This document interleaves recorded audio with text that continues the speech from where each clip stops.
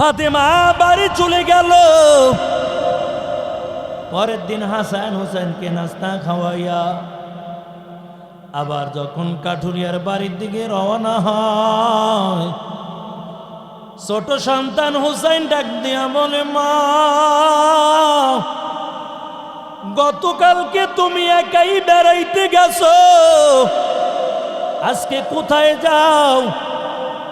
আজকে তুমি আমাকে সঙ্গে করে নিয়ে যাইবা। ফাতেমা হোসেনকে নিয়ে আবার কাঠুরিয়ার বাড়ি চলে যায়।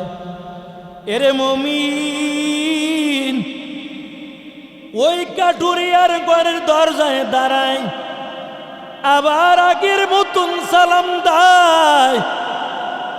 ঘরের মধ্যে হইতে সালামের উত্তর দিয়া দিল।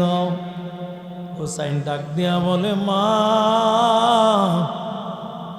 গতকালকে কি আপনি এই বাড়িতে বেড়াইতে এসেছিলেন বলেন? ফাতেমা ডেকে বলেন, সন্তান, হ্যাঁ, গতকালকে আমি এই বাড়িতে বেড়াইতে এসেছিলাম। ঘরের মধ্যে থেকে আবার আওয়াজ, ও বোন ফাতেমা, তোমার সাথে নতুন একটা কণ্ঠের আওয়াজ পাই, বলো কাকে তুমি সঙ্গে করে আমার বাড়ি আসছো? ফাতেমা ডাক দিয়া বলে, রে বোন, আমার ছোট্ট সন্তান আমি হোসেনকে নিয়ে হাজির হইলাম, তুমি দেখা করতে পারবা? ঘরের মধ্যে হইতে আবার আওয়াজ দেয়, ও বোন ফাতেমা, তোমার সঙ্গে দেখা করব এমন অনুমতি নিলাম, তবে তোমার সন্তানকে কেন তুমি সঙ্গে কইরা আনলা? আজকেও তুমি চলে যাও, তবে তোমার কাছে ক্ষমা চাই, তুমি আমাকে ক্ষমা করে দিবা। সন্তানকে আনার কারণে আজকে দেখা করতে পারবো না। আমার স্বামী সন্ধ্যাবেলা কাঠ কাইটা আবার যখন বাড়ি আসবে, আমি আমার স্বামীর কাছ থেকে অনুমতি নিব। তবে আমার স্বামী যদি অনুমতি দেয়, আমি আগামীকাল তোমার সঙ্গে দেখা করব। এরে আল্লাহর গোলাম, ফাতেমা আমার বাড়ির দিকে রওনা হয়। হঠাৎ করে নজর দিয়া দেখতে পায়, একটা জায়গার মধ্যে একটা গ্লাস পানি রাখা, এক জায়গার মধ্যে একটা দড়ি রাখা, আবার একটা কত সুন্দর লাঠি রাখা। এই তিনটা জিনিস সুন্দর করে গুছানো একটা জায়গায় রাখা। ফাতেমা ডেকে বলে, রে বোন, দুনিয়ায় বুঝি তোমার সঙ্গে দেখা হবে না, তবে তোমার চেহারা দেখার জন্য এসেছিলাম। তবে একটা সুসংবাদ জানাইয়া যায়, দুনিয়ায় জমিনে যদি দেখা না হয়, পরকালে আমার আল্লাহ জান্নাতের মধ্যে তোমার সঙ্গে পরিচয় করাইয়া দিবে।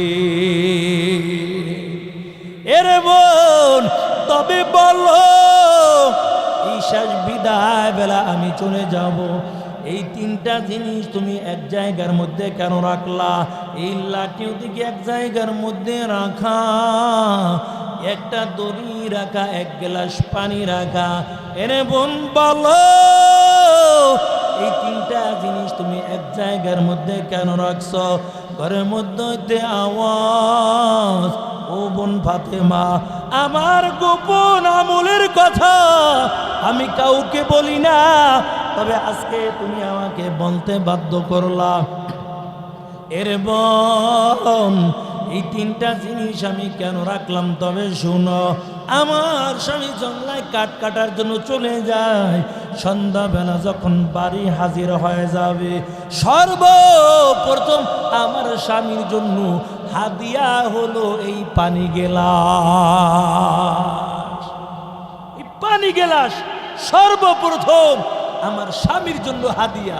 আর নবী বলেন, একটা গ্লাস স্বামী পানি চাওয়ার আগে কোনো ব্যক্তি যদি একটা গ্লাস পানি স্বামীর হাতের মধ্যে তুলে দেয়, আল্লাহর নবী বলেন 7 ভরি স্বর্ণ আল্লাহ রাস্তায় সদকা করলে সওয়াব, এই পরিমাণ সওয়াব আল্লাহ ওই নারীর আমলনামায় দান করে দেয়।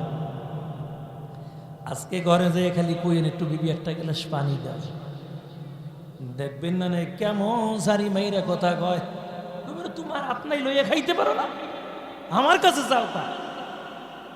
ও পর্দার মা গো, স্বামীর খেদমত করবা।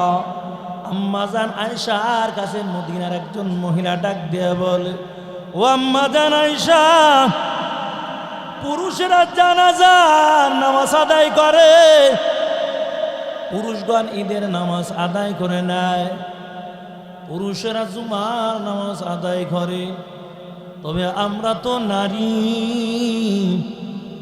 আমরা জুমার নামাজ আদায় করতে পারি না, আমরা ঈদের নামাজ আদায় করতে পারি না, আমরা জানাজার নামাজ আদায় করতে পারি না।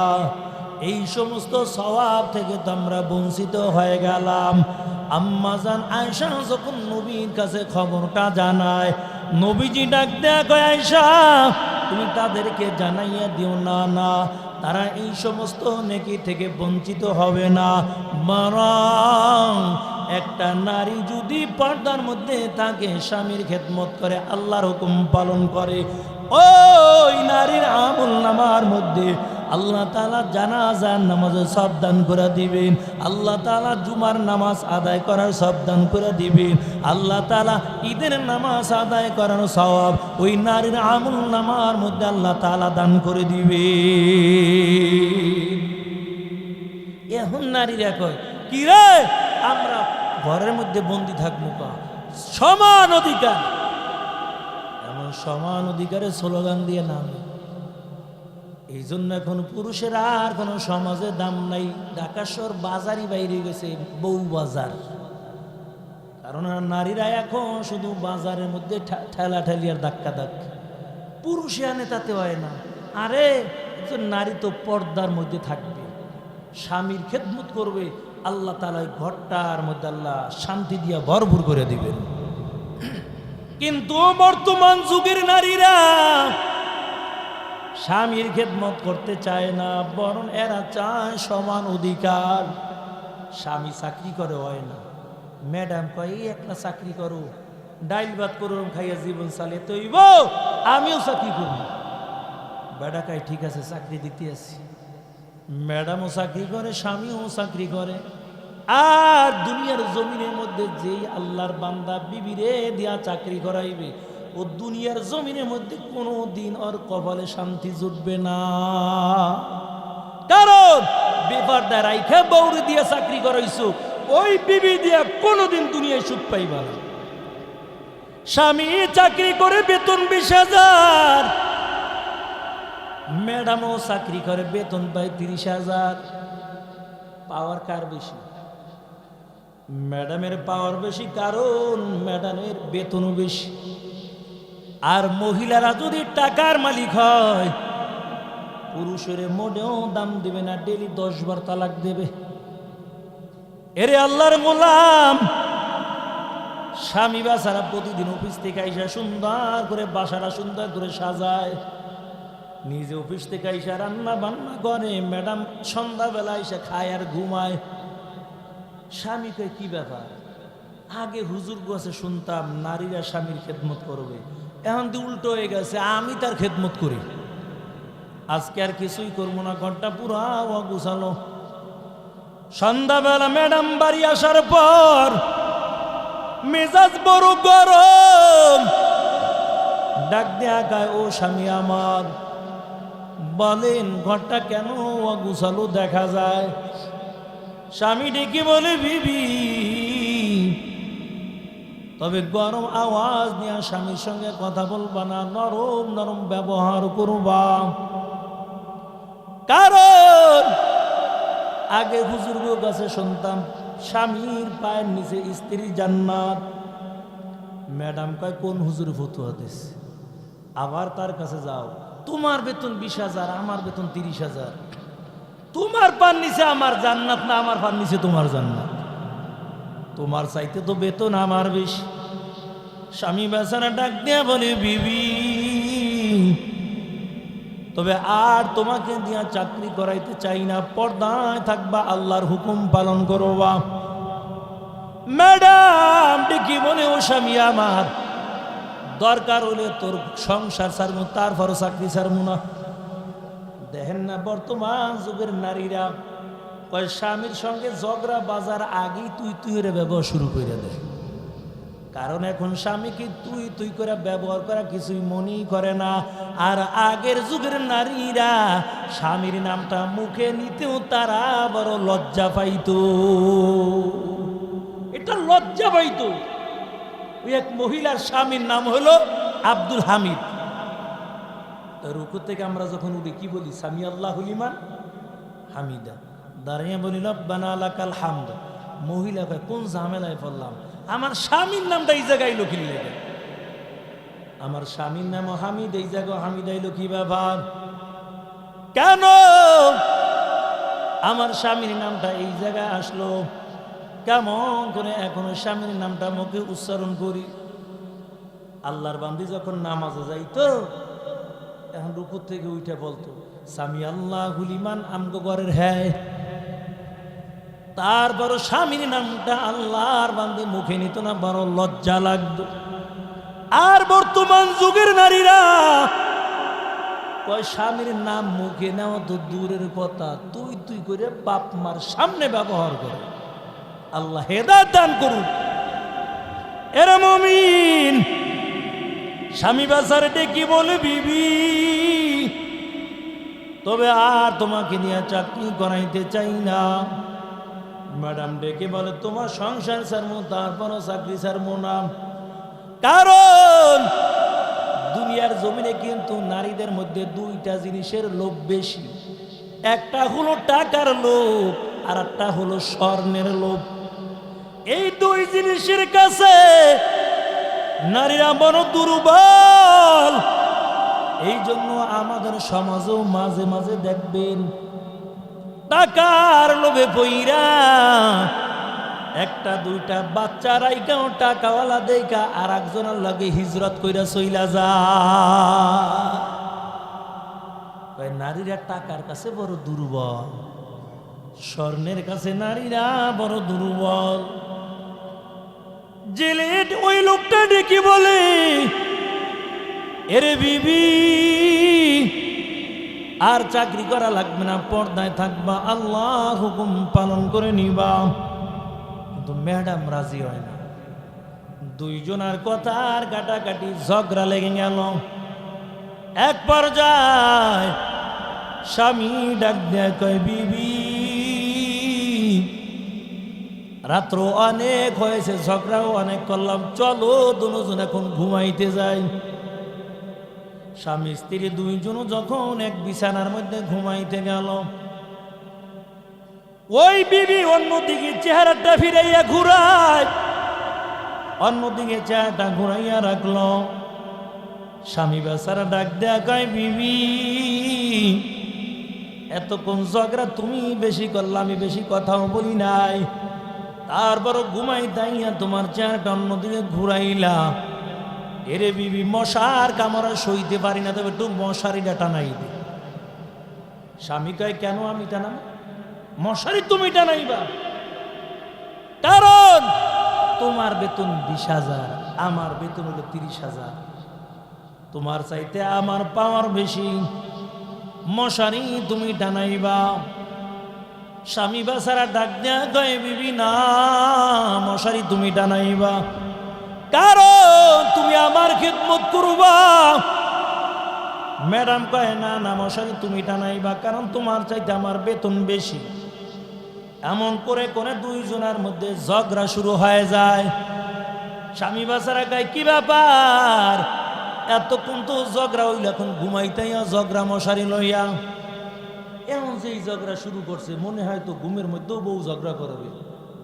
তবে মশারি টানানোর দরকার টরকার নেই, এর সাথে মশার কামড় ভালো ছিল। বিবি মশারি তোমারও টানার লাগবে না, আমারও টানার লাগবে না, একটা কথা বলি মানবানি?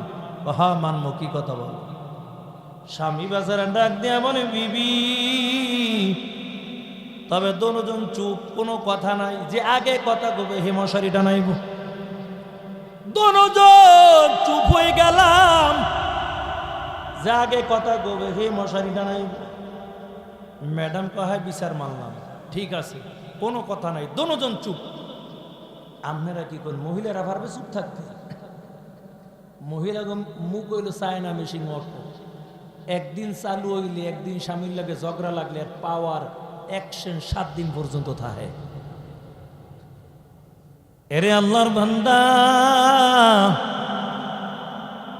ওদিক থেকে দুজন চুপচাপ হয়ে গেল, কোনো কথা নাই।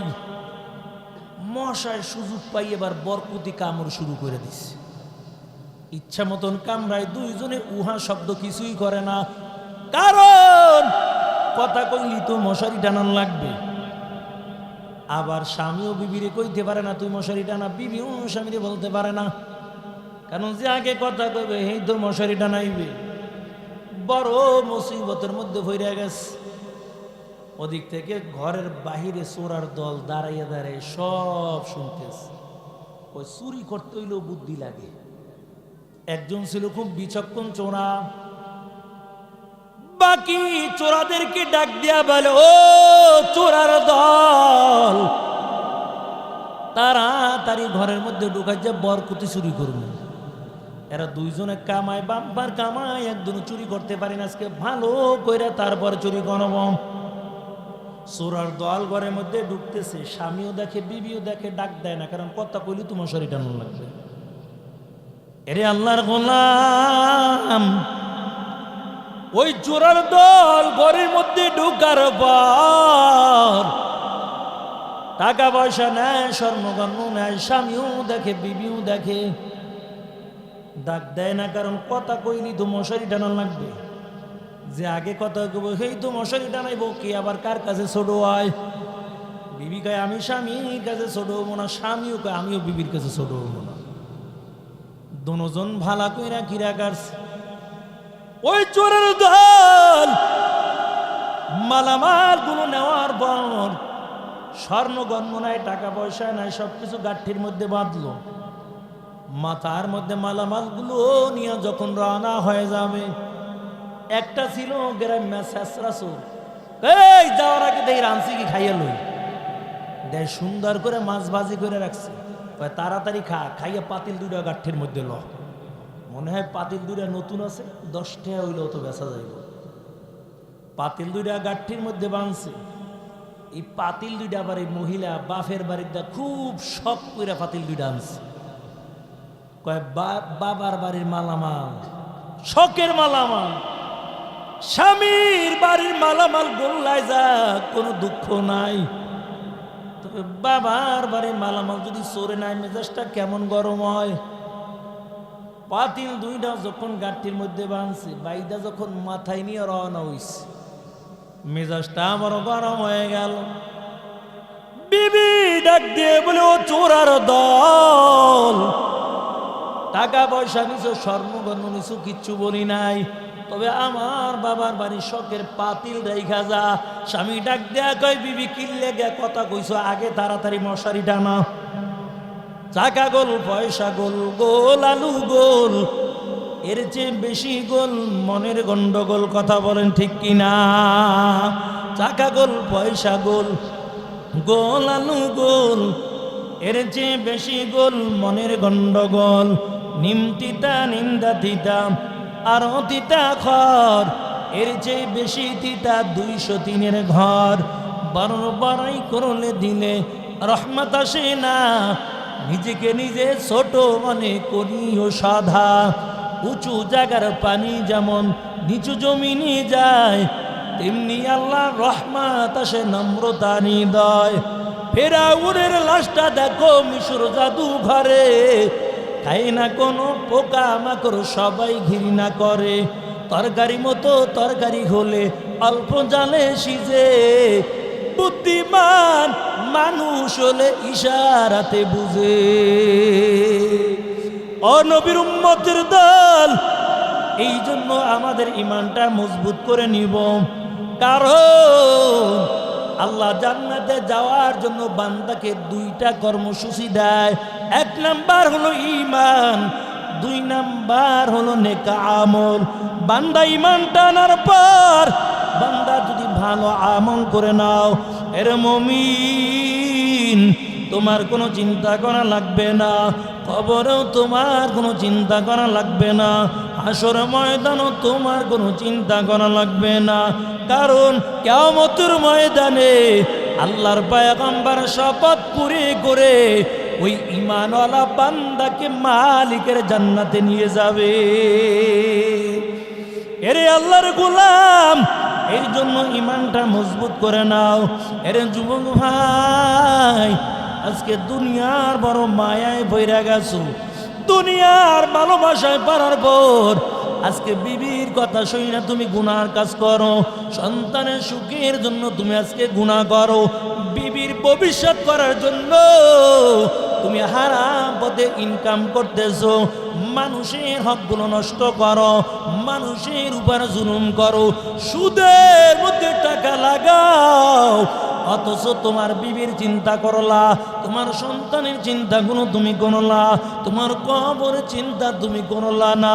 এরে আল্লাহর গোলাম, আল্লাহর নবী বলেন, ক্বালান নবী সাল্লাল্লাহু আলাইহি ওয়াসাল্লাম, আল কবরু রাউদাতুম মিন রিয়াদিল জান্নাহ।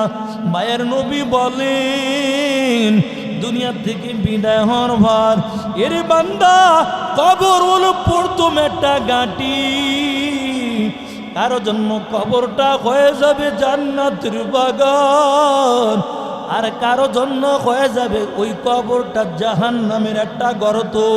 এই জন্য নবীর সাহাবী উসমান রাদিয়াল্লাহু তাআলা আনহু কবর পাশ দিয়ে যখন যাইতো, উসমান রাদিয়াল্লাহু তাআলা আনহু হাউমাউ করে কান্না করতেন।